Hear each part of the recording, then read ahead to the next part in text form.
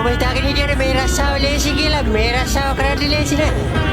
වාසියසි මම දකින්න තුලම් වෙන්නේ දහසක් පිරිස සම වෙන්න නරින්න නොවන්නේ නෑ පවසන්නේ උඹලා පිනිස